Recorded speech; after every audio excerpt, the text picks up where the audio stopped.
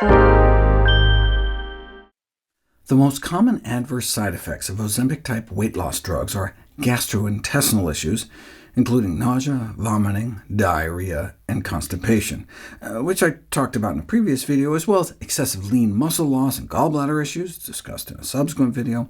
But Ozempic may also heighten the risk of pancreatitis, kidney failure, and thyroid cancer.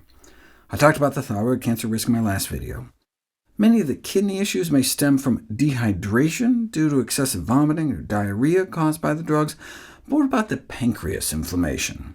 Analyzing the prescription records of 16 million Americans, compared to taking an older class of weight loss drugs, the use of GLP-1 drugs like Ozempic was associated with 9 times more pancreatitis, as well as 4 times higher risk of bowel obstruction. Remember, GLP-1 slows down your digestive tract. That's part of the reason people get nauseous and barfy, but that's also part of why you feel fuller for longer and lose weight. But sometimes it can make your gut so sluggish it stops working, and you get a blockage that could become a surgical emergency. It's super rare, though. The number needed to harm after 1 year of use is 1,223, meaning that more than 1,000 people would have to take the drug for a year to cause a single extra case of bowel obstruction. So even after 10 years of treatment, your cumulative risk would be less than 1%. But what about this 800% increased risk of pancreatitis? Digestive hormones like GLP-1 act on multiple targets within the body with multiple effects, perhaps more magic shotgun than magic bullet, but maybe not so magical for the pancreas. GLP-1 receptors are expressed abundantly throughout the pancreas, and in response to GLP-1 therapy, the cells of the pancreas proliferate, swelling the organ and potentially squeezing off ducts, causing inflammation, at least in rats, but that led to human studies like this, suggesting that GLP-1 drugs may increase the odds of pancreatitis as much as 6-fold. This led some investigators to conclude that the balance of evidence suggests an association between the use of GLP-1-based therapies and acute pancreatitis. The major concern is not pancreatitis, though. Acute pancreatitis is unpleasant enough, but the major concern is subclinical, asymptomatic inflammation of the pancreas, because inflammation of the pancreas is well known to predispose to pancreatic cancer, which is one of the deadliest forms of cancer. And some of the rats did show potentially pre-malignant changes in their pancreases on these drugs. The concern is that the pro-proliferative actions of GLP-1 could take pre-malignant lesions and accelerate the progression towards cancer.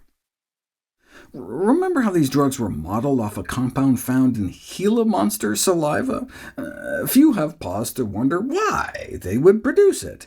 The answer is that the Gila monster is a desert lizard that goes for weeks or even months between meals, and conserves energy during those intervals by shrinking its digestive tract, including its pancreas. So when it finally does eat, it needs to wait to rapidly proliferate its tissues.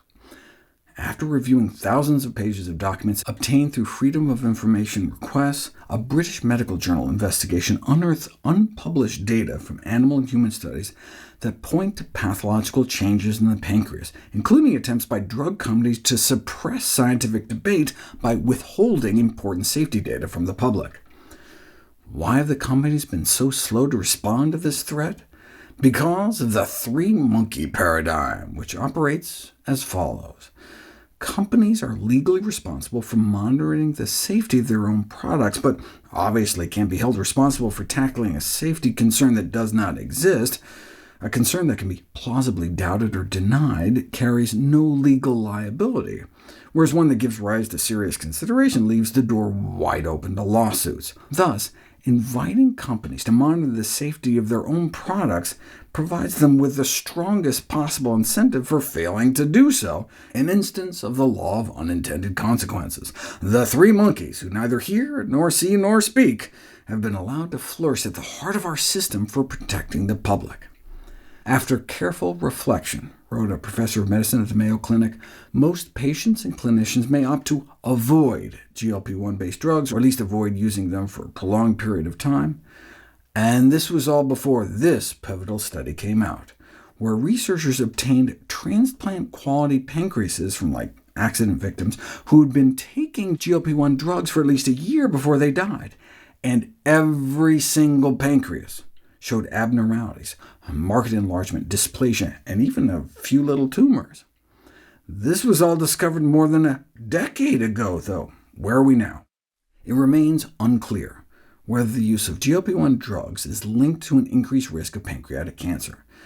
But trials would have to be enormous to exclude an increased risk. Unless the rules changed radically by the time they were to be reported, most of the data will remain hidden from independent scrutiny. And as one Johns Hopkins drug safety researcher asked, the fundamental question is who bears the burden of the passage of time while these debates are settled.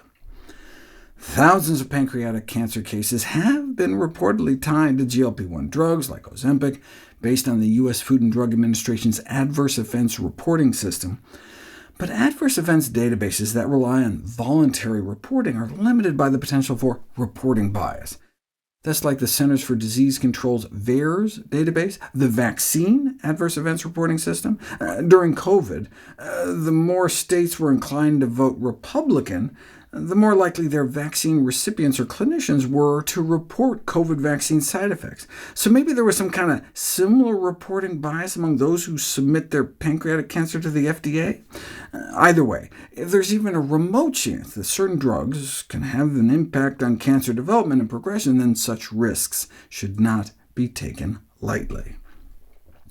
But if you really don't want to get cancer, then you really don't want to be overweight.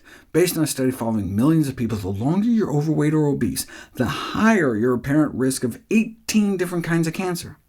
So even if you cared only about cancer, might these drugs actually lower your overall cancer risk if they caused enough weight loss?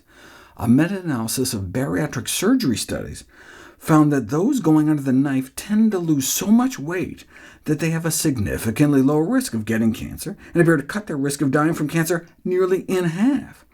This modeling study suggests that widespread usage of these new generation weight loss drugs like Ozempic could prevent more than 1 out of 100 cancers over the next 25 years.